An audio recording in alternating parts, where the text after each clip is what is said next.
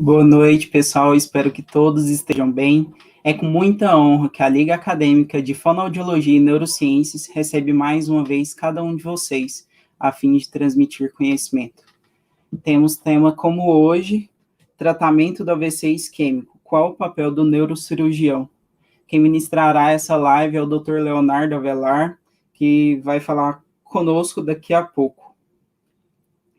Dr. Leonardo Avelar é formado em Medicina pela Universidade de Minas Gerais, realizou sua residência no Hospital das Clínicas de Minas Gerais, da própria universidade, é coordenador do serviço e da residência de neurocirurgia do Hospital Geral Roberto Santos, é fellow em neurocirurgia por 2 hospitais na França. Então, vamos lá conhecer esse mestre. Estamos ao vivo, Dr. Leonardo, se apresente. Bom, pessoal, boa noite. Pode começar então, Leandro? Vamos lá. Pode sim. Bom, gente, boa noite. Obrigado aí pelo convite do Leandro. É uma das vantagens dessa pandemia, talvez a única delas, nessa tragédia toda, da gente conseguir fazer coisas à distância e conhecer o que as pessoas em outros locais estão fazendo. Então, o que hoje eu vou falar é um pouco de um projeto, ainda é projeto porque a gente fez casos isolados, eu acho que deixa de ser projeto a partir do momento que a gente começar a fazer o que eu vou apresentar hoje de uma forma corriqueira, o que não acontece ainda no nosso serviço. Então, quando você fala de... O jeito mais, talvez, mais sofisticado de falar, o jeito mais, talvez, elitizado é falar AVE. É o jeito mais acadêmico de falar, acidente vascular encefálico. Mas está na mesma, AVE, AVC, vai ser a mesma coisa, se eu falar os dois, é porque eu estou falando da mesma coisa. Então, quando a gente fala de acidente vascular encefálico, eu não vou ficar falando aqui de epidemiologia, do que dá AVC, do que é para evitar, isso é óbvio que eu não vou tratar disso. Na verdade, se a gente for pensar, o que um neurocirurgião está falando de AVC, nem era para eu estar falando disso. Um AVC isquêmico é uma doença primária da neurologia, o neurocirurgião mal mexe com isso, assim. Se alguém me perguntasse há 5 anos atrás, eu não tinha nenhum contato com essa área, isso eu comecei a interessar de uns 5, 4 anos para trás, e eu vou dizer o porquê de tanto interesse que eu tenho isso hoje. É um projeto que eu adoro, que eu tenho certeza que vai dar certo, porque a gente já tem casos que deram certo. Então, quando a gente fala do AVE, se eu for falar de AVE, eu tenho AVE isquêmico, eu tenho AVE de hemorragias intraparenquimatosa, hemorragia parenquimatosa, e o subaracnoide, que é o aneurisma cerebral. Então, esses dois aqui até interessam mais a neurocirurgia, mas eu vou focar nesse. Então, eu vou esquecer esses dois, nós vamos focar nisso aqui. É o mais comum, é o que todo mundo, quem está ouvindo aí, com certeza conhece alguém, tem parente, alguma coisa nesse sentido, que tem ou teve um AVE isquêmico. E quando a gente fala de tratamento, eu estou falando de tratamento no sentido de reverter sintomas, eu não estou falando de tratamento de evitar nada, estou falando do tratamento assim, a pessoa teve um AVE, o que eu faço a partir disso? Então, quem tem alguma experiência no hospital, boa parte, se não a maioria esmagadora dos hospitais, não faz absolutamente nada, elas vão parar nesse tratamento aqui clínico. Tratamento clínico, ou nada, é quase igual, de certa forma. O tratamento clínico bem feito, ele é feito para não piorar uma situação que já não está boa, mas ele não tem tanta capacidade de reverter uma coisa que já aconteceu, ele não tem essa capacidade de reverter déficit, nada disso. Na década de 90, saiu um artigo no New England, em 1995, bem revolucionário, falando da trombólise. O que é a trombólise? Você dá uma droga, que é a alteplase, uma droga que você dá venosa, e você consegue, dependendo da situação, obviamente, ter reversão daquele sintoma. Isso foi revolucionário, até então não fazia nada mesmo. Então, a alteplase é o marco do tratamento, porque a partir da alteplase, você conseguiu, da primeira vez, de certa forma, você reverter o AVE. O próximo passo é a trombectomia endovascular, que a gente vai falar daqui a pouco, um pouco mais. É um salto gigante isso aqui para cá, eu vou explicar por quê. Para você sair daqui, hoje, por exemplo, no Brasil, se você tem um AVC ou um AVE, você vai para um hospital, grande parte deles vai ficar no tratamento clínico. Se você der sorte, você vai ter uma trombólise disponível. Tem que dar muita sorte. No SUS, né, é praticamente impossível você achar trombectomia endovascular. E Esse salto é um salto muito, muito significativo, especialmente em termos de custo, é muito mais complexo esse tratamento. Então, é um salto que agora que a gente está começando a dar. E, por último, entra a neurocirurgia. E o porquê da neurocirurgia entrar aqui? É o projeto que a gente está desenvolvendo no Roberto Santos aqui em Salvador, que a gente espera que a pandemia atrapalhou bastante, mas vamos destacar umas coisas ainda esse ano, a gente conseguir instituir no nosso hospital esse projeto. Do ponto de vista histórico, boa parte do nosso país ainda está na era pré-tomografia, nem tomografia tem. Tem a era pré e pós-fibrinose que eu falei agora, que é a alteplase da década de 90, que foi bastante revolucionário. Mr. Clean é um trabalho holandês, tem esse nome simpático, parece um sabão, e a propaganda é realmente uma caixinha de sabão, quando você vai ler o trabalho, eles fizeram uma coisa bem simpática, como se fosse uma caixa de sabão. Qual que é a importância desse trabalho, desse Mr. Clean? Foi o primeiro trabalho endovascular que mostrou ser efetivo. Do ponto de vista histórico, tinha muito catéter entrando no mercado, tinha muita coisa acontecendo, mas na prática não se via bons resultados.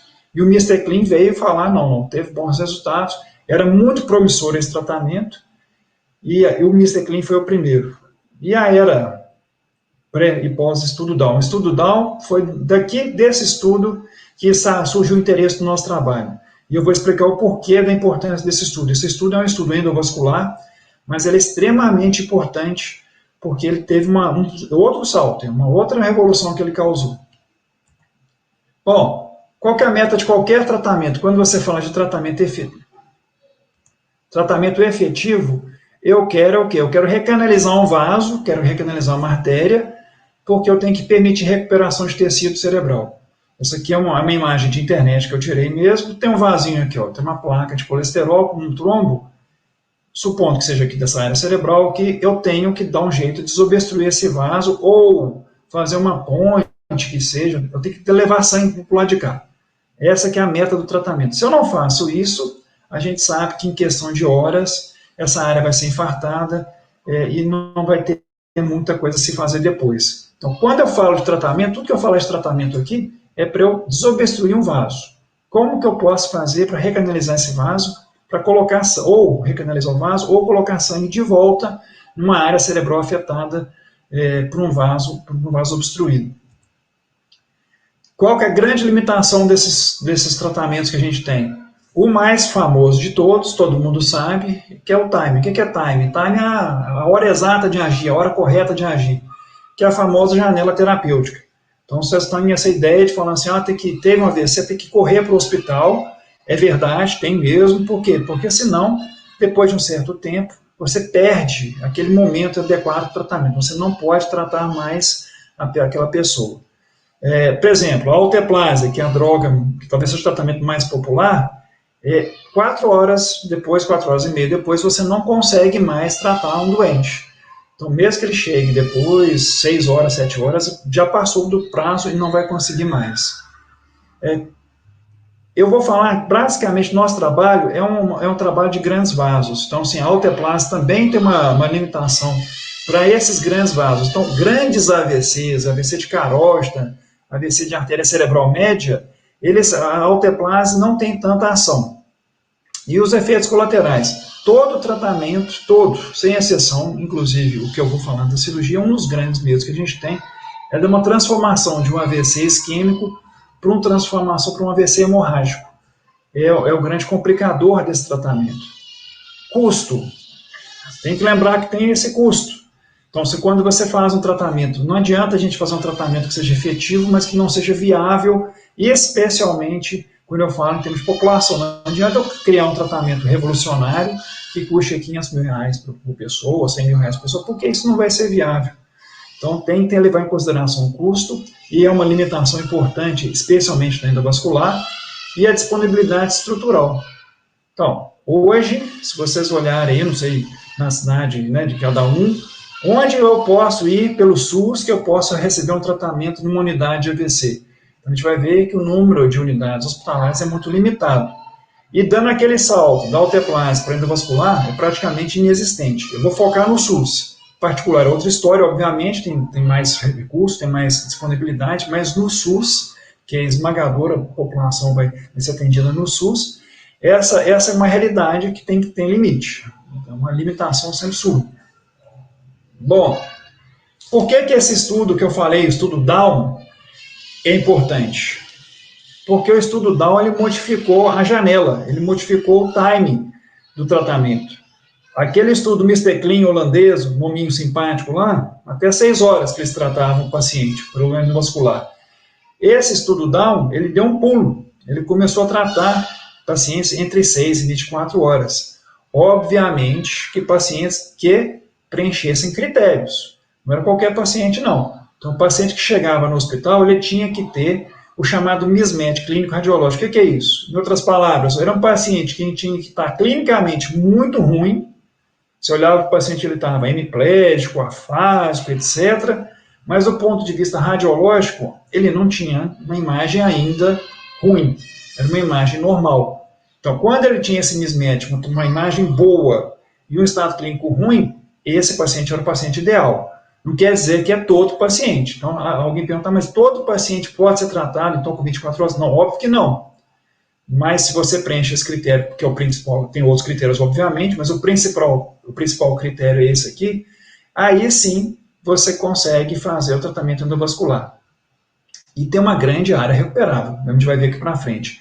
O que é curioso nesse estudo? Esse slide aqui não é meu, esse estudo aqui, ó, esse slide aqui a gente pegou em 2014, esse é uma imagem de antes da publicação. Esse estudo saiu, se eu não me engano, foi em 2015 ou 2016, e esse estudo aqui, esse trabalho já foi apresentado antes da publicação. O que chama atenção é a Strike. A Strike é uma grande multinacional, etc. Então, assim, há uma força por trás da endovascular, porque, obviamente, tem um interesse econômico gigante.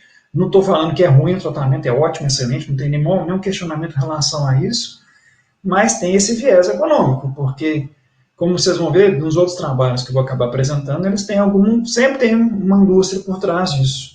E acaba a gente tem que tomar um cuidado quando lê um trabalho, o que está acontecendo do ponto de vista econômico. Isso é um cuidado que eu sempre falo que o residente tem que ter. Quando você lê uma situação, pensa se alguém está ganhando nisso, porque você tem que encarar isso com outros olhos. Finalmente, o que é o tratamento endovascular? Isso aqui é uma imagem de laboratório. A gente tem algumas publicações de estudos que a gente tem feito com placenta.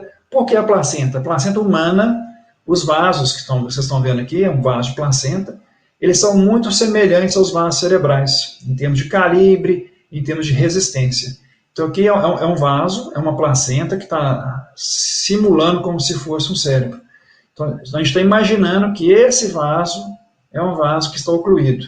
Então vocês estão vendo pelo movimento aqui, está passando um araminho aqui, isso é o catéter, é um catéter de verdade, obviamente, é um catéter que usa mesmo, e aí ele vai abrir e vai tentar tirar um coágulo que teoricamente estaria aqui dentro desse vaso, e tinha um coágulo mesmo aqui. A gente simulou um tratamento em laboratório com esse estudo. Então, vocês estão vendo que ele abre, ele é uma gaiolinha, como se ele abrisse, ele vai sendo puxado, ele pode ser aspirado também, e aí tira o coágulo. Então, esse aqui é o que é o tratamento endovascular. É uma imagem de laboratório, você não conseguiria ver em vivo, obviamente, porque em vivo, quando você faz esse tratamento, você vê através da hemodinâmica, você não vê essa imagem bonita desse jeito.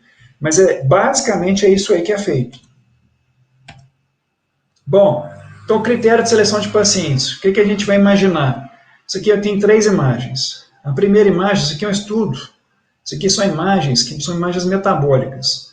Não interessa muito entrar em detalhe o que é o que, mas aqui. A primeira imagem é o seguinte, é como se fosse toda essa área branca aqui, é o cérebro que não está recebendo sangue.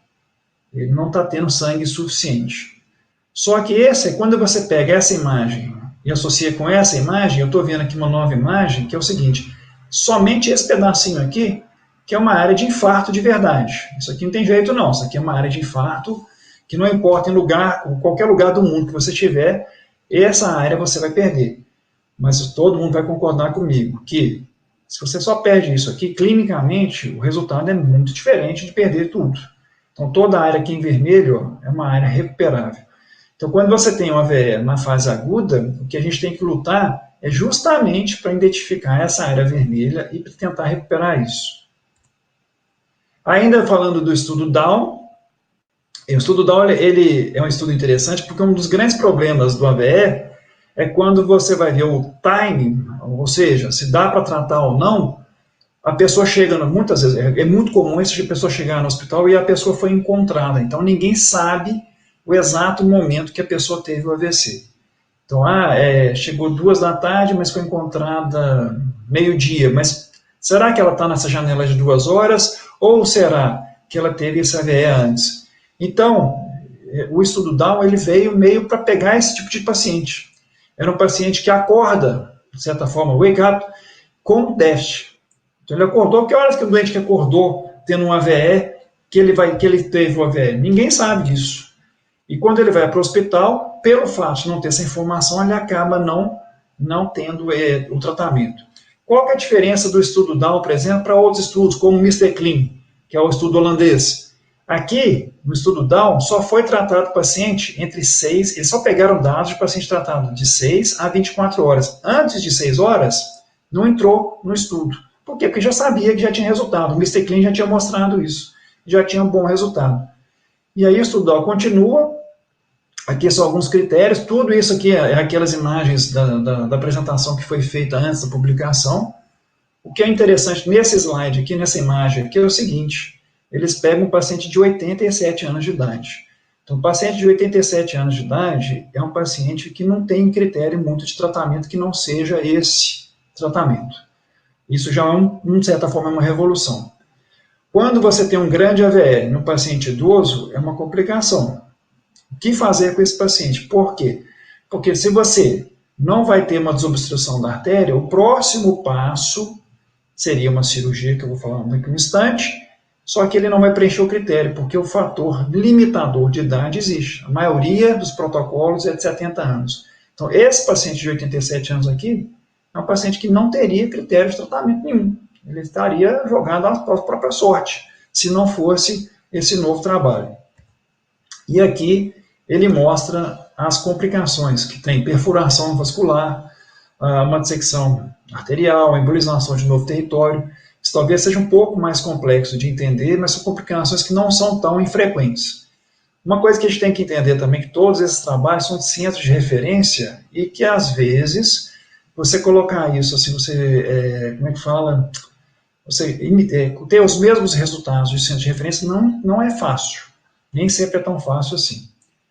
Esse trabalho é um trabalho holandês, é um trabalho inglês, na verdade, que saiu também no New England, no mesmo ano que o estudo Down, a mesma coisa, é um estudo que estava correndo paralelo e que mostrou basicamente o mesmo resultado, de certa forma corroborando o estudo Down, porque aqui ele já mostrou com 16 horas. Então já mais um estudo forte, é um estudo forte também, que já determinou. Então é possível, em alguns casos, em casos obviamente selecionados, tratar pacientes até 16 horas. E daí vai, sai esse outro trabalho, até que a gente chega num trabalho de 2020, que saiu no New England, então um trabalho bastante recente, uma trombectomia no SUS, no Brasil. É um trabalho que não tem muito assim, não é original, não é um trabalho original. Na verdade, é a minha opinião pessoal, eu não sei por que sai no New England trabalho que não tem tanta coisa a mais assim. Tanto que a conclusão do trabalho é uma conclusão de falar que é possível, é seguro e eficaz o tratamento endovascular no sistema público no Brasil. Só que acontece o seguinte, eles pegaram 3 centros no Brasil, talvez mais, acho que no início foram 3 centros, mas depois expandiu, obviamente com um time extremamente treinado, a Medtronic foi um dos patrocinadores do trabalho, de novo a indústria por trás, obviamente que é um fator de impulso forte, mas é um fator também de confusão, na minha opinião. Quando você tem um fator econômico tão forte assim, é um fator de confusão. Um tratamento desse, para vocês terem uma ideia, eu não ouso dizer por quanto que a Medtronic vai vender isso no SUS, eu não sei. Isso aqui tudo foi dado, né? Esse trabalho todo foi financiado pela Medtronic. Mas no sistema privado, um tratamento desse custa R$90 mil, até no início do ano passado. Se caiu o preço agora, eu já não sei mais. Então, R$90 mil é um trabalho, é um preço muito alto. Qual é a conclusão? Eles usaram uma janela de 8 horas, que não foi uma janela tão alta, tão grande assim, e eles compararam com... Eles foi um estudo randomizado. O forte desse trabalho é isso, foi um estudo randomizado. Pacientes com vida independente após 90 dias, 35% no grupo tratado com a trombectomia endovascular, e 20% no grupo controle. Só que esse grupo controle, nem todos usaram alteplase, que seria realmente o eficiente para você tratar. Então, eu não sei, assim, eu não achei o trabalho tão impressionante assim, mas acabou que foi publicado em 2020, saiu no New England, parabéns para quem fez. De novo, só lembrando aqui, o tratamento endovascular, mais uma vez, aquela imagem do laboratório, só para entender uma coisa, quando você põe um catéter desse aqui, não é tão difícil você furar um vaso desse. Se eu tenho uma placa aqui, é difícil o catéter migrar passando uma placa. O que eu quero dizer com isso? O tratamento endovascular, ele é ótimo, ele tem um percentual de pacientes atendidos muito bom, mas o Mr. Clean, por exemplo, que é o trabalho holandês, mostrou o seguinte, mais ou menos 40% dos pacientes que eram admitidos para avaliação da equipe endovascular não foram tratados ou por dificuldade técnica, ou seja, tentava-se fazer esse tratamento que vocês estão vendo aí e não conseguia, ou porque eles não receberam, foram vetados de cara pelo grupo, falaram, não, esse paciente não tem jeito. Isso é mais forte, inclusive, em grupos asiáticos, porque a taxa de oclusão por trombo é menor. Quando você tem um trombo mole, é mais fácil você tirar a oclusão. Agora, se você tem placa de gordura e tudo, que no grupo asiático é maior, aí fica um pouco mais difícil. Então, é um tratamento ótimo, é uma opção excelente, tem uma grande desvantagem que é o custo, acho que a maior desvantagem é o custo, especialmente também tem que ter uma estrutura, tem uma desvantagem do custo, e da estrutura. Tem que ter uma hemodinâmica funcionando 24 horas, com o pessoal disponível 24 horas, isso não é simples, isso não é tão fácil. E aí é o resultado, ó. Você tira um trombo, a gaiolinha é essa, que é o tratamento endovascular, você tira essa gaiolinha com um trombozinho aqui dentro. Então, quando funciona, realmente é muito interessante. Então, isso aqui a gente já está careca de falar, né? A gente falou várias vezes. Só que, quando o endovascular entrou, o que mais chama atenção é que teve reversão de déficit neurológico. Então, é possível, não é todo paciente que é tratado que tem isso, um paciente entrar que estaria condenado a ficar hemiplégico, afásico para o resto da vida, às vezes paciente jovem, ele pode sair normal do hospital. Isso é muito revolucionário. Então, assim, antes da pandemia, antes do Covid, muito provavelmente a coisa mais interessante que aconteceu na medicina nos últimos 10 anos foi o tratamento endovascular para o AVC. Porque é uma coisa que há séculos existe, que há séculos a gente enxerga o AVC como uma entidade que não tem nada para fazer, a não ser tratamento de suporte. Veio a alteplase, obviamente, mas a alteplase tem uma eficácia, no geral, pequena, de 25% de melhora nos pacientes tratados, e por causa da janela terapêutica, no timing do tratamento, a alteplase ela atinge somente, aqui na Bahia, é um dado daqui, mais ou menos 1% dos doentes que fazem AVC chegam no hospital com timing adequado para fazer tratamento pela alteplase. Então, a grande maioria não tem benefício com a alteplase. A alteplase também não é um tratamento barato. Um tratamento da alteplase sai, em média, R$8.000 por paciente. Então, não é tão barato assim. Então, isso tem que ser levado em consideração também.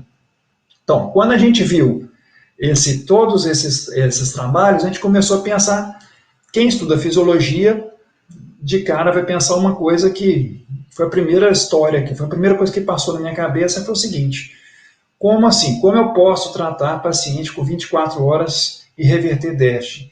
Há relatos de casos, inclusive, de dias. Como que eu vou poder fazer isso?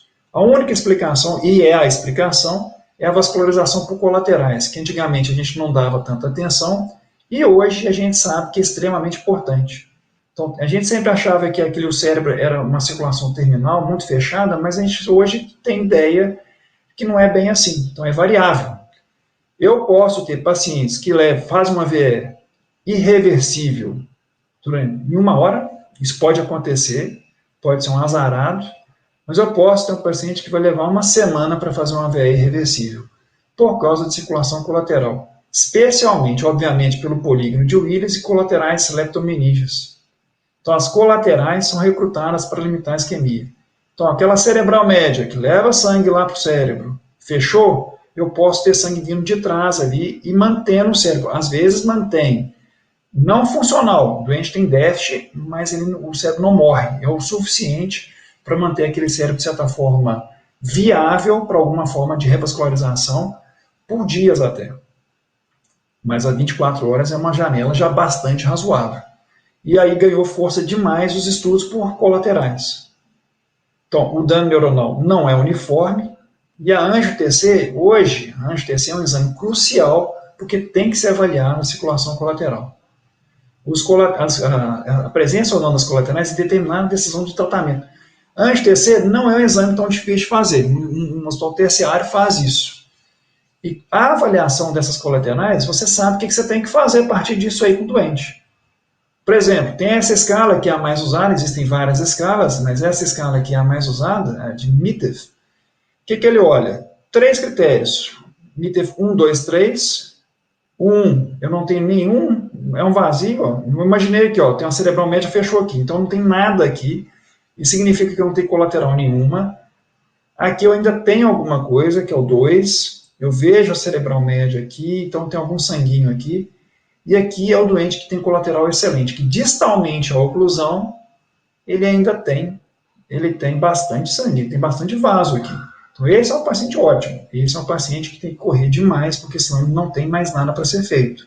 Esse é um paciente que vai evoluir, esse A, que vai evoluir rapidamente para um AVC, sem tratamento, sem chance, janela muito pequena, e esse aqui que vai expandir a janela, esse tem uma janela grande. Então esse tem chance de tratar com uma janela bem expandida. Hoje, por exemplo, o que é interessante aqui é o seguinte, alguns serviços eles vão tratar com a alteplase, né, com o IVTPA, que é a alteplase, baseado nisso. Então imagina o seguinte, eu dei uma droga, essa droga vai chegar aqui, vamos botar aqui no 2 aqui, a droga vai correr por dentro dessa artéria, ela vai chegar aqui, o trombo está aqui. Se chega só por aqui, a chance de dissolver um grande trombo não é alta. Agora, se chega por aqui e vai chegar por trás também, como se tivesse 2 frentes atacando o trombo. Então, isso já é considerado uma chance melhor de revascularização. Então, se eu tenho pacientes com um MITEF1 aqui, ele não vai mais para a alteplase. Por quê? Porque já sabe que esse doente não vai responder. A única coisa que você vai conseguir aqui é transformar um AVC isquêmico enorme num AVC hemorrágico enorme, que é uma das complicações grandes do uso dessa medicação. E aí criou-se um outro centro de pesquisa. Como que a gente faz para melhorar essa circulação colateral? Então, hoje se pensa muito nisso, se pensa cada vez mais nisso, em termos de droga, o que você pode fazer para melhorar isso. E aí entra a cirurgia. Então, isso tudo que eu falei é o que existe hoje na prática de verdade. E por que não cirurgia? Como eu falo cirurgia, o que a cirurgia poderia fazer nessas situações? Aqui também é uma placenta do nosso trabalho, que foi publicado como modelo de trombectomia. É muito, muito parecido. É tão parecido que às vezes até eu confundo. Eu não sei se foi dando placenta ou se é um caso mesmo. Mas aqui eu sei que é uma placenta. Então nós vamos imaginar que aqui é o vaso. É um vaso que está fechado por trombo. O vaso foi aberto. Aqui faz mordenha do vaso. A gente consegue tirar o trombo lá de dentro. E depois a gente vai suturar o vaso através de fio. Aqui no fio 80 já dá para suturar. Então, não é uma coisa fácil, mas também não é uma situação de outro mundo. Então, por que se eu posso fazer endovascular? Por que não ir direto aqui e não suturar o vaso diretamente? Essa que foi a questão quando começou a ampliar a janela que a gente levantou. Já que a gente consegue fazer com uma janela estendida, por que não fazer uma situação dessa cirurgicamente? Claro que isso alguém já pensou antes, a gente foi na literatura ver, já tem trabalho, esse trabalho aqui é um trabalho, foi o primeiro que eu achei, é o mais antigo que eu achei, é de 1993, acho que é de 95, mas é 1993, obviamente que é um caso, é um artigo em japonês, esse aqui não tem tradução em inglês, eu só consegui um resumo. Ele fala o seguinte, ele fez o que eu acabei de mostrar, ele foi lá e fez a mesma coisa, abriu o vaso, tirou o trombo, só que depois ele teve uma deiscência de sutura, acabou que ele teve que reapodar, depois ele faz um bypass, que eu vou mostrar o que ele fez aqui daqui a pouco, mas não teve um bom resultado. Então, por que esses casos iniciais não foram tão bons? Basicamente, porque não tinha critério. Da mesma forma que se você fizer tratamento endovascular sem critério, você vai ter um grande número de pacientes que não vão ter benefício. Hoje, o que a gente está imitando da endovascular, o que a gente está copiando para a cirurgia, são todos os critérios da endovascular. É como se fosse assim, se é bom para endovascular, é bom para a cirurgia. E a gente tem um critério um pouco mais estendido do nosso projeto do que é da endovascular. Ah, é ruim para endovascular? A gente tem um recurso melhor, ou a gente tem uma possibilidade de tratar mesmo quando endovascular não tem. Esse é um caso histórico, é o primeiro caso que foi tratado, não foi por mim, esse caso foi de um colega, que já estava lá, foi o colega que, na verdade, pensou a ideia dele, a ideia de todo esse projeto é dele, é o Dr. Marcelo, lá de Belo Horizonte, que eu sou de Belo Horizonte, na verdade eu moro em Salvador, mas eu sou de Belo Horizonte. Ele viu esse doente. Então, esse doente, o que eu estou vendo aqui? Era uma moça uma senhora, né, de 47 anos. Você vê vaso aqui, você não vê vaso aqui. Então, tinha uma grande área isquêmica aqui, com, obviamente, repercussão clínica. Por que chamaram a neurocirurgia, que no caso foi ele? Não chamaram a neurocirurgia simplesmente para fazer aquilo, para fazer um bypass ou para fazer uma abertura de vaso. Não foi isso. É porque quando você tem, isso aqui é uma ressonância dela, que já mostrava que, se nada fosse feito, essa seria a área isquêmica que ela teria. Então, era uma paciente que sairia, no mínimo, hemiplégica do hospital. Por que chamou a neurocirurgia? Toda vez que você tem um AVC enorme como esse aqui, essa área de AVC vai inchar, é uma área morta, o cérebro vai edemaciar, vai ter um grande desvio de linha média, então, assim, vira uma urgência neurocirúrgica. Taxa de mortalidade, se não fizer nada, se não operar, 80%. Então, tem que operar. Quando você opera, a taxa de mortalidade cai para 20%, 30%. Então, chamaram por causa disso. Só que ele já estava envolvido no projeto. Aqui, só falando da cranectomia descompressiva, tem que ser feito muito, muito precocemente, para você conseguir reverter essa taxa de mortalidade. Esse caso não foi bem registrado, a gente tem uma imagem fraca, né, imagem ruim. Então ele abriu a fissura e viu o vaso. Esse vaso aqui, ó, é um vaso como se tivesse sem trombo, esse vaso mais rosinha. Todo esse vaso azulado aqui é um vaso com trombo. O que ele fez? Ele foi lá e abriu. Ele não tem o filme, infelizmente ele não filmou, só que foi o primeiro caso, foi um caso muito bom. Ele conseguiu revascularizar todo o hemisfério da paciente. Essa paciente foi uma paciente muito boa, porque ela saiu sem sequela. Então, uma paciente que era condenada, ela saiu andando no hospital, ela saiu realmente zero, sem nenhum problema. Então, é um caso que animou o projeto a começar. Esse caso é um caso aqui de Salvador, é um caso recente. Por que a gente não está fazendo isso de uma forma rotineira? É uma coisa que eu estou insistindo, para não ser feito, para não queimar o projeto. Porque se eu começo a fazer casos isolados, operar sozinho, essa história toda vai acabar tendo um resultado, não vai ser bom, não vai ser uniforme, e isso para um projeto dessa magnitude vai ser muito ruim. Então a gente está querendo, a gente está lutando para conseguir fazer uma equipe de 2 pessoas, seriam 2 só, pelo menos por um prazo de 3 meses, para a gente fazer um pré-teste, para começar a colecionar casos como esse aqui que eu vou mostrar agora, para ver se vale ou não vale a pena. Essa paciente tem 77 anos. De cara, vou mostrar o exame, ela tem o quê? Isso aqui é uma tomografia, eu já vejo aqui, ó, fechou a cerebral média aqui. Aqui eu já vejo que tem, eu chamo sinal da corda isso aqui. Então eu já tenho um trombo aqui na cerebral média. Quando eu vou na base do crânio da paciente, eu já vejo que aqui, ó, eu tenho a carótida onde eu estou apontando aqui, não sei se vocês estão conseguindo ver a setinha na bolinha aqui, e aqui eu não tenho. Então, a carótida dessa paciente, lá de baixo, desde lá na base do crânio, ela já está fechada, não está aberta. Ainda sem repercussão, ela não teve uma área isquêmica grande aqui. Essa paciente, ela tem 77 anos. Então, ela é candidata à alteplase? Não. Por quê? Um AVC grande, não vai funcionar, já sabe que não vai funcionar. Ela é candidata, se tivesse disponível a fazer a endovascular, trombectomia endovascular? Também não. Por quê? Muito extenso, pega desde a carótida aqui embaixo, então o cateter não vai migrar dentro de um trombo, essa extensão toda vai puxar. Então ela levaria também bomba nesse quesito. Então não sobra muita coisa para fazer. Ela fatalmente iria fazer um AVC gigantesco aqui, E o que é pior, ela também provavelmente não seria candidata a fazer uma crenectomia descompressiva. Por quê? 77 anos. A maioria dos valores de idade de corte são com 70 anos. Então, essa paciente aqui, ela iria provavelmente com uma taxa de 90% a 80% a óbito. Então, essa que era a realidade dela. 16 horas após o ictus dela, ela já tinha uma área isquêmica, que é essa área mais pretinha aqui. Então, já via que tinha sofrimento já cerebral.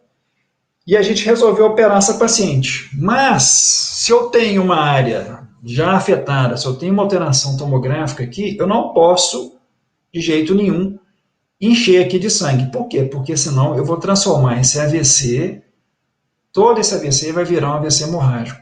Então, qual que era o plano? Eu não vou fazer mais aquela trombectomia, não vou fazer mais aquele abertura de vaso e tirar o trombo e deixar o fluxo depois correr. A gente entrou nesse caso para tentar fazer um bypass. Esse aqui é o Thomas Willis. Willis é o famoso do polígono de Willis, que é a base aí da vascularização cerebral, que são esses vasos que rodeiam aqui o tronco, essa base aqui. Todos os vasos eles têm uma comunicação que não é necessariamente efetiva. Pode ser que seja uma comunicação em alguns doentes ótima, não. O que é o bypass, na verdade? O Willis, no século XVII, ele já tinha noção que se ele fechasse um vaso, o outro lado poderia suprir. Ele fazia experimentos com o coelho, não sei como é que ele fazia isso no século XVII, mas historicamente ele fazia isso, e ele já tinha certeza disso. Falou, então, se eu fecho um vaso aqui, eu vou ter fluxo para lá, vou ter fluxo para cá. Então, o cérebro pode tentar, nesse rearranjo dele, suprir uma falta de sangue, mas na maioria das vezes não é o suficiente. Então, o que é que a gente ia tentar fazer nessa doente? A gente ia tentar fazer outra coisa. A gente ia tentar pegar a artéria temporal superficial, é a artéria que a gente palpa aqui do lado, quando você está nervoso, que a artéria fica pulsando, dor de cabeça, é essa artéria aqui. A gente disseca essa artéria e vai e conecta ela aqui dentro pega um ramo da cerebral média menor, um ramo distal, e faz o bypass. Então eu pego os fluxos daqui e jogo para cá. Então supõe, eu tenho aqui uma obstrução para trás, eu jogo fluxo para aqui. Então eu consigo irrigar, eu consigo pular essa parte que foi fechada. Então, era isso que a gente tinha pensado em fazer. Só que essa paciente ela tinha uma coisa interessante. Quando a gente abriu, eu já tinha dissecado aqui, dissecar a artéria temporal não é tão fácil, a gente demora um pouco para fazer isso. A gente vê aqui o vaso dela todo pretinho, ó, então já tinha um trombo aqui. Obviamente que a gente pensou o seguinte, vamos avaliar como que está o vaso dela, só que a gente teve uma surpresa. A gente colocou aqui um clipe, isso aqui é um clipe de aneurisma, então todo mundo já ouviu falar de cirurgia de aneurisma, esse é o famoso clipe. A gente já sabia que tinha que fechar a carótida aqui embaixo, com medo, independente do que a gente fosse fazer depois, de começar a subir trombo aqui para cima. A gente viu uma coisa interessante nesse caso. Ela tinha uma comunicante posterior, que faz parte ali do polígono de Willis, muito boa, muito calibrosa. Então a nossa dúvida aí, na verdade, ficou o seguinte, será que, se a gente abrir, tirar aqui o trombo, será que essa comunicante posterior, mais a comunicante anterior, que aqui não dá para ver, conseguiria suprir tudo isso aqui? E a gente não precisaria de fazer o bypass com a temporal superficial? Então essa foi uma cirurgia que a gente fez e foi basicamente isso.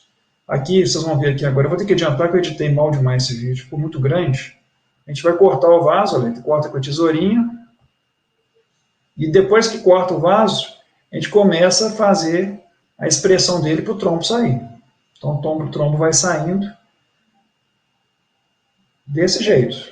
Só ir apertando, puxando, que ele vai sair.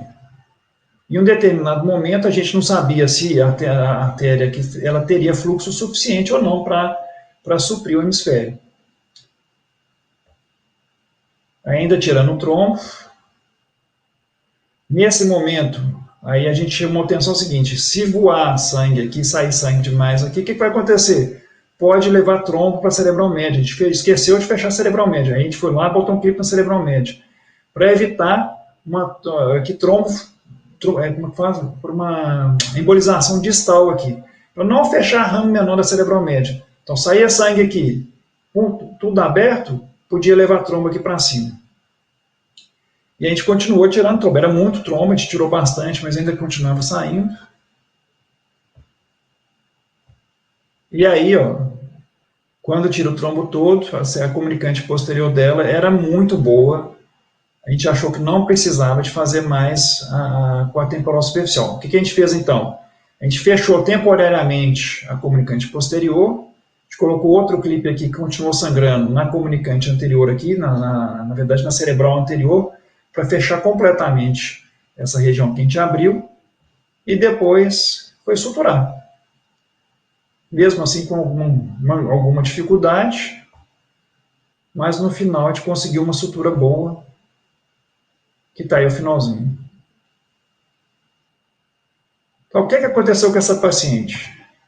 Essa aqui é a angiotomografia de controle dela. Primeira coisa, não sangrou nada, ela não teve nenhuma hemorragia, isso já é uma vitória. Segunda coisa, a gente conseguiu manter o osso nela, que a maioria dos doentes a gente tem que fazer, tirar o osso. É isso que faz para o cérebro estufar para fora. A gente manteve o osso e ela tolerou muito bem, não precisou de reoperar nem nada. E ela vê, a gente não via vaso nenhum, a gente consegue ver vaso aqui e distalmente também a gente consegue ver. Então ela teve uma boa revascularização. Do ponto de vista de um mês após, claro que ela fez isquemia, porque ela já tinha isquemia antes da cirurgia, mas ela tem ainda algumas ilhas fiáveis de córtex aqui, o que reflete no quadro clínico dela. Ela teve uma evolução muito melhor do que o normal. Primeiro que ela ficou viva. É uma evolução, obviamente, melhor do que o normal. O normal, ela tem da óbito, ela tinha uma chance de 80% a 90%. Além de ter uma força grau 2, que ela consegue hoje, talvez seja, esse aqui é um mês após, hoje fatalmente é melhor porque ela anda com apoio hoje, ela tem uma afasia motora, mas ela consegue entender, pelo menos parcialmente, o que é dito para ela, então ela tem uma vida social razoável, e tem um ganho que a gente nem avalia tanto, mas é mais a parte até de vocês, da fisioterapia, da turma que cuida mais dessa parte motora do doente, ganha em tônus postural, e realmente ela não teve nenhum problema por causa de não ter feito a cranectomia descompressiva, realmente não precisou. Bom, esse trabalho aqui é um trabalho coreano muito interessante. O que ele fez? Esse autor ele pegou paciente que foi vetado pelo endovascular. O pessoal da endovascular tentou ou não quis fazer o procedimento, e ele foi lá e pegou esse grupo de pacientes. Eram 20 pacientes, é um N pequeno, mas que ele fez o bypass. 76% de resultados favoráveis. É um resultado, eu não sei muito bem o que ele fala de resultado favorável, não fica muito claro no trabalho, mas ele mostra que a cirurgia, como uma terceira opção, já é uma coisa muito favorável, muito boa. Qual que é o resultado lá que a gente viu no grupo brasileiro lá? 35% de resultados favoráveis de vida independente. Suponho que isso aqui seja comparado contra 76%, é bem significativo. Agora nós vamos falar uma coisa, tudo isso aí que eu falei até agora não é muito inédito. Tá? E tem gente que faz, tem grupo na Suíça desenvolvendo isso, já tem até encontro, de certa forma, um simpósio, congresso mundial disso. Isso que a gente vai falar agora é uma parte do nosso projeto que não tem. Então, se alguém for procurar em literatura, artigo, isso não tem ainda. A gente está esperando juntar um pouco mais de pacientes para a gente conseguir publicar alguma coisa. Então, essa paciente aqui que vocês vão ver agora é uma paciente comum.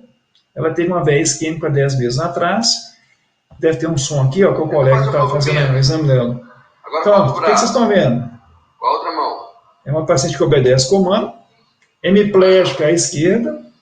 E os pés? Deixa eu ver os pés aqui. E ela consegue mexer sob comando do lado direito. Então, ela teve um grande AVE há 10 meses atrás. É possível fazer alguma coisa para um doente desse? Essa é a grande questão. Um doente desse realmente está condenado? Nada? Não tem mais nada para ser feito? Tenta fazer um movimento. Ou dá para fazer algum tratamento visando reversão de déficit? A gente sabe, por exemplo, que tratamento fisioterápico, isso tem muitos trabalhos que falam isso, os primeiros 3 meses é ótimo, até 6 meses vai, mas depois de 6 meses é muito difícil o doente ter alguma melhora, especialmente o paciente na idade dela. Eu não lembro da idade dela, não deve ter uns 60 alguma coisa. Então, nessa idade não é uma idade fácil de você ter alguma reversão de sintoma. Então, é possível mudar isso? E outra coisa interessante, Isso faz parte do nosso raciocínio. Quando você tem um paciente com um AVC que fica hemiplégico, uma das maneiras de você... Existe uma coisa interessante, que o cérebro bom inibe o cérebro ruim. Se o cérebro ruim quer melhorar, é como se o cérebro bom não deixasse. Então, tem alguns protocolos que, quando você vai tentar fazer com que um lado que está hemiplégico ou com déficit neurológico melhore, você tem que inibir o lado bom. É como se amarrasse a mão boa para deixar tentar a mão ruim funcionar. Do nosso ponto de vista de raciocínio, é de outro jeito. Então, se está tendo sangue para o cérebro, é como se ali dentro fosse o seguinte, o raciocínio: eu não vou dar sangue para um lado que não está bom. Então, a gente ficou pensando, será que existe algum roubo de fluxo desse lado ruim, porque aquele lado ruim também já não está lá prestando para muita coisa?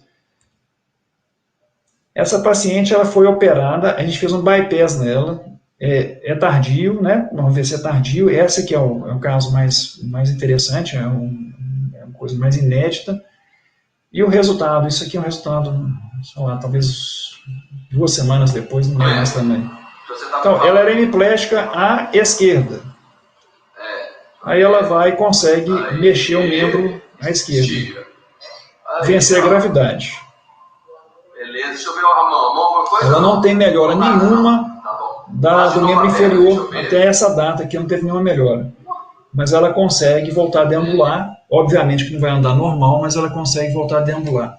Outro resultado interessante que a gente teve não foi motor, mas foi cognitivo. Então, quando você tem um relato na filha, que a parte de cognição dela melhora demais. Ela consegue mexer na cama melhor, ela consegue se expressar melhor. Então, tudo isso a gente começou a observar. E o porquê que acontece? O que a gente fez, então, antes de passar por isso? Isso que é um bypass da artéria temporal superficial para um ramo frontal da artéria cerebral média. Então, também o vídeo está editado, mas é longo. Tudo isso é feito com o microscópio, desde a pele, porque essa artéria vale ouro, eu não posso de jeito nenhum lesar essa artéria. É a artéria da têmpora aqui que eu falei. Essa artéria tem que ser dissecada pelo menos uns 10, 12 centímetros de artéria, eu preciso dela. Geralmente ela é mais calibrosa, vocês vão ver que ela é muito mais calibrosa do que o ramo que a gente vai enxertar, né? Mas isso não tem problema, não dá para fazer isso sem problema nenhum. Então vocês estão vendo o cabelo do paciente que está bem superficial mesmo, isso aqui é músculo, a gente está lá na parte muscular dele ainda. Então a gente vai dissecando, eu pulei demais, voltando aqui, ó. Então aqui eu tenho toda a artéria já, uma extensão razoável dela já, mais ou menos preparada. Aqui eu já fui lá para dentro do cérebro, eu faço uma craniotomia, de novo os clipinhos de aneurisma, que é um clipe temporário, isso aí é um clipe quando tem uma pressão menor. Eu isolei um vaso pequeno, eu isolo um vaso na superfície, é o vaso que eu vou colocar um bypass na área que está afetada. Essa aqui é a área afetada, então isso é um cérebro ruim. Então o risco da cirurgia é alto? Não, o risco é muito baixo. Então vai acrescentar algum déficit, alguma sequela com um doente desse? Não vai. Porque primeiro que eu pego um vaso pequeno, segundo que eu estou pegando um vaso numa área morta, teoricamente, uma área silenciosa. Não vou falar morta porque está errado, uma área silenciosa. Depois eu pego esse vaso, coloco lá em contato com... Vai chegando lá perto, do lado, eu estou puxando o vaso, ele vai lá perto daquele vasinho que vai ser o receptor. Isso aqui é uma agulha de insulina, então é muito pequeno mesmo, a gente abre a agulha de insulina, uma pinça de relojoeira, tudo muito pequenininho. Essa é a dificuldade da cirurgia é essa. Tem que ter grande paciência para fazer isso. A sutura é muito difícil, porque é um fio muito fino, e o fio não é visível se você não tiver com o microscópio. Não? Se ele cair no chão, você perde o fio. Se ele sair do microscópio, é difícil de achar. Então a gente abre o vaso todo, que é o que eu estou mostrando aqui. Isso aqui é um gelco, né, que é muito maior do que o vaso. A gente vai tentando limpar o vaso receptor.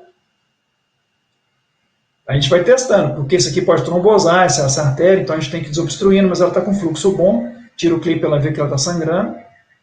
Olha o tamanho da artéria perto do vaso. Então você fala, mas como é que pode? Esse vaso é gigante perto desse. É sim, mas ela vai entrar. A gente passa aqui um azul de metileno, a gente tem que colocar isso para enxergar a sutura, senão a gente não consegue enxergar, porque fica transparente, é muito fino. Então a gente coloca e começa a suturar. Então esse fio é fininho, aí que é a parte difícil, a gente tem que dar pelo menos 8 pontos aqui. Essa parte é a parte chata da cirurgia. Tem que ter bastante treinamento, isso é quase que impossível fazer sem treinamento. E por aí você vai até você conseguir Deixa eu ver, tem um resultado final aqui. Você soltou o clipe todo aqui, ó. Aí tá a grande artéria temporal superficial pulsando muito bem no vaso de enxerto. É claro que o fluxo, ele vai aumentando, viu, gente? O fluxo, ele chega no início, pode ser baixo, mas esse fluxo vai aumentando. Ele aumenta até 9 vezes. Então, você tem medida disso de bypass. Quando você pega uma temporal superficial num ramo pequeno de acerebral média, o fluxo inicial é X, no final, e é rápido, no final de semanas, assim, de 2 semanas, pode ficar até 9 vezes. Então, ele vai à medida da demanda. Se tem necessidade, ele vai aumentando. A explicação para isso que é mais difícil. Apesar de a gente estar fazendo, de ter feito e ter tido bons resultados, a gente não sabe ainda selecionar grupos. Quando alguém me perguntar assim, eu vou adiantando, qual que é o grupo que vai responder bem a isso? É uma incógnita, o trabalho é para isso. É para a gente realmente selecionar qual doente que vai ter benefício com isso. Eu acho pouco provável um doente com mais de 2 anos de AVC ter melhora, mas a gente acha que, primeiro, tem plasticidade, alguns trabalhos já falam disso, em doença cerebral cerebrovascular oclusiva, que é um trabalho, esse é um exemplo, um trabalho que são na Neurology. Quando você tem a queda de perfusão cerebral, você entra no estado de hibernação neuronal, então é como se fosse assim, não tem sangue, ou sangue, a quantidade de sangue, o volume de perfusão é pequeno, o neurônio vai hibernar, ele não funciona, ele não tem função, você não tem a função neuronal dele não é ativa, é como se o doente estivesse sequelado, mas aquele cérebro ainda pode ser viável. Essa que é a história. Isso aqui é uma coisa super interessante, talvez difícil de entender, chama de asquise cerebelar, está presente entre 16% a mais do que 50% dos casos de AVC, e, na minha opinião, e na opinião de outras pessoas que estão fazendo em cima disso também, é um marcador bastante importante da viabilidade de tentar fazer uma revascularização tardia. O que é isso aqui? Quando você perde uma área, por exemplo, vamos supor que você perdeu essa área aqui, você tem um grande fluxo de fibras entre o cerebelo e essa área, mesmo que seja através de tendo algum intermediário. O que acontece do ponto de vista metabólico quando eu tenho um AVC aqui? Quando eu faço um PET scan ou um estudo metabólico outro, o que acontece? Aqui no cerebelo eu vejo que é uma área cerebelo que também hiberna.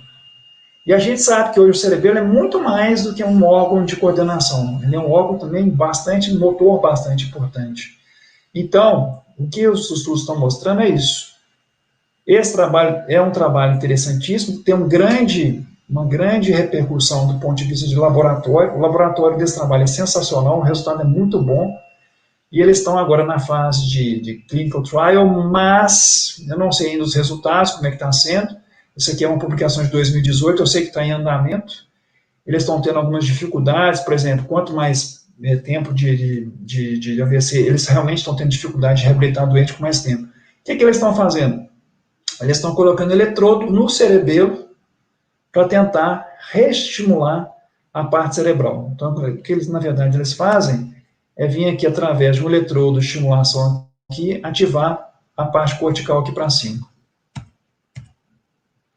E aí entra várias coisas interessantes em termos de pesquisa. Por exemplo, existe uma proteína, esqueci o nome dela, que está escrito aqui no meio, aqui, mas não fugiu. Enfim, quando você tem, por exemplo, esquilo hiberna. O que acontece com o bicho que hiberna lá? Está hibernando, o fluxo sanguíneo cerebral dele cai tanto para ele dar conta de hibernar, se não dá conta, não está comendo, não tem glicose para botar o cérebro funcionar. É como se o cérebro dele parasse de funcionar. Isso é feito por uma proteína. Então, existe hoje uma pesquisa que fala assim, então, se a gente tivesse essa proteína numa situação de AVE, de repente a gente conseguia diminuir ou lutar contra os danos causados por um AVC, por um AVE. Então, existe essa tendência também. E aí vai para todo lado, né? Você acha trabalho até de angiogênese em medicina chinesa, etc. Então, hoje, mas que nada demais, mas permanece o AVC aí, a gente tem que pensar nisso todo como reparo neuronal. É óbvio que é interessante, é óbvio que é sensacional, mas eu não tenho ainda uma dimensão grande, são pouquíssimos casos. Como eu falei no início, projeto, tomara que o projeto dê certo. Eu sei que vai dar certo, eu sei que meu desafio hoje não é fazer o projeto dar certo, porque eu sei que ele vai dar. Meu desafio hoje é conseguir fazer o projeto. É viabilizar, do ponto de vista estrutural, um projeto desse e não queimar etapas para que depois ele também não fique queimado, assim, no sentido de deu errado e por algum momento a gente fez alguma coisa errada. Por exemplo, usar um cirurgião só em campo, porque a cirurgia é muito longa, ainda é muito longa para nós, né? A cirurgia aqui a gente tem que ter mais preparo e tudo. Então essa que é a ideia. Então eu espero que vocês tenham entendido mais ou menos. E é isso aí.